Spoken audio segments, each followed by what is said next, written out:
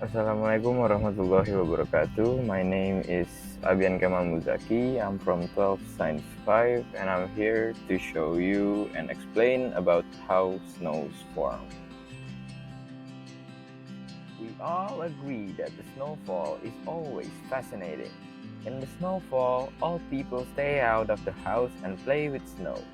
People can make giant snowmen, trample along the snow, or play snowballs with their families. However, are you curious how snow is made? Snow forms when tiny ice crystals in clouds stick together to become snowflakes. If enough crystals stick together, they'll become heavy enough to fall to the ground.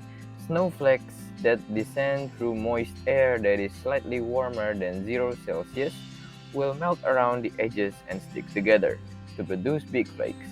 Snowflakes that fall through cold, dry air produce powdery snow that does not stick together. Snow is formed when temperatures are low and there is moisture in the atmosphere in the form of tiny ice crystals. Whether winter storms produce snow relies heavily on temperature, but not necessarily the temperature we feel here on the ground. Snow does form when the atmospheric temperature is at or below freezing, 0 degrees Celsius or 32 degrees Fahrenheit, and there is a minimum amount of moisture in the air.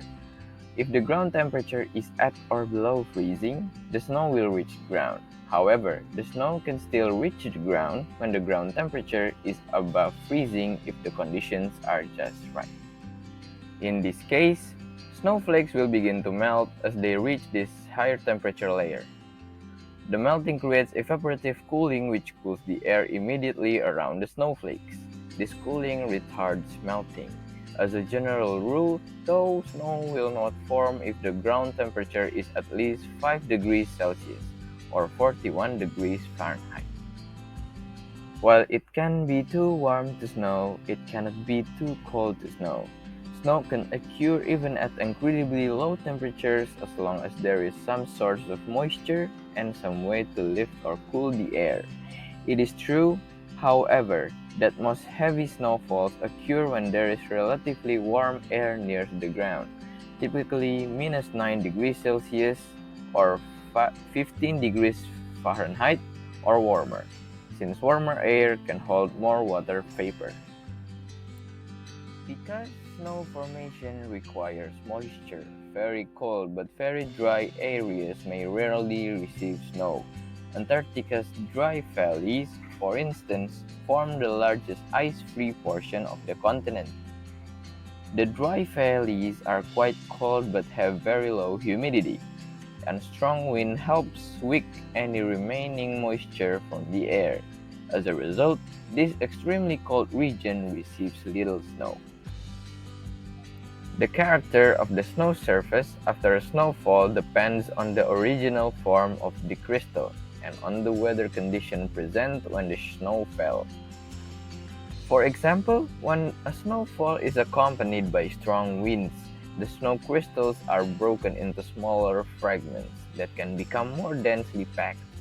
After a snowfall, snow may melt or evaporate, or it may persist for long periods. If snow persists on the ground, the texture, size, and shape of individual grains will change even while the snow temperature remains below freezing, or they may melt and refreeze over time and will eventually become compressed by subsequent snowfalls. And that is the explanation and all you need to know about how snows form.